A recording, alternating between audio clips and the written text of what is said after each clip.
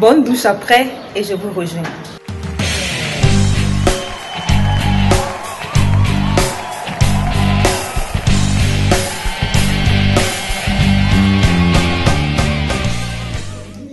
Et voilà, je suis de retour. Merci à tous ceux qui sont avec moi depuis le début. Merci aussi à ceux qui viennent de nous rejoindre. Nous sommes toujours en autoconfinement. On ne sait pas quand est-ce que ça va finir. Certains pays prévoient déjà le déconfinement suivi des conditions d'accompagnement. On croise les doigts pour que ça se passe bien. Le premier besoin vital de l'homme, c'est se nourrir. Et cette crise sanitaire que nous traversons vient nous confirmer. Quand cette histoire de pandémie a commencé, la première chose à laquelle tout le monde a pensé, c'est comment se nourrir, comment s'approvisionner pour vivre le confinement. Ça m'a fait penser à nos pays africains qui n'ont pas l'autonomie financière. Que ce soit les produits frais ou les industrialisés, quelle est la part produits cultivés chez nous? Telle est la question que je me pose. Et souvenez-vous, dans l'une de mes vidéos précédentes, vous verrez la description en bas, je parlais de savoir s'adapter à chaque situation et tirer le meilleur.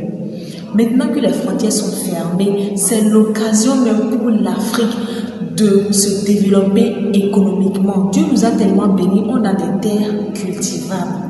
C'est le moment plus que jamais de produire ce que nous consommons et de consommer ce que nous produisons. Pour ceux qui hésitent encore, je vais vous donner 3 raisons de consommer local. La première, pour notre santé.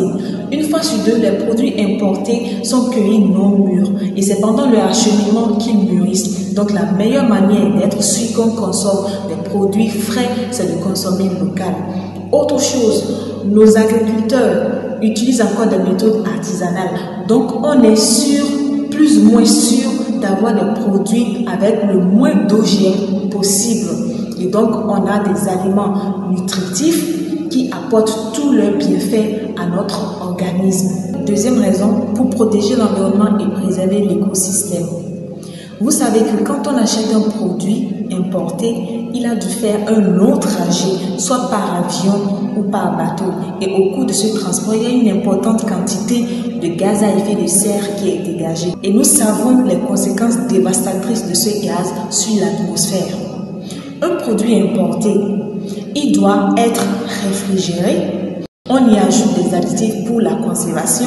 On l'emballe, des fois même on suremballe. Et ça demande beaucoup d'énergie, ce qui n'a évidemment pas lieu d'être quand on doit acheter par exemple notre panier de tomates au quartier. Troisième raison, pour soutenir nos producteurs locaux. On entend souvent dire que les produits locaux sont trop chers ou pas très jolis, pas bien emballés. Pourtant, c'est en achetant chez eux que leur chiffre d'affaires va augmenter et ils pourront s'améliorer et mieux nous servir. J'espère que vous avez compris pourquoi c'est important de consommer local. Et si vous êtes d'accord avec moi, on va faire un petit jeu. Vous allez mettre en commentaire une photo de vous avec un produit cultivé chez vous. Dieu nous a tellement bénis en Afrique, on a des terres cultivables. Donc c'est bel et bien possible à l'Afrique de se relever économiquement. Personne ne viendra construire l'Afrique à notre place. C'est à nous de le décider et de nous lever. Tout commence d'abord ici.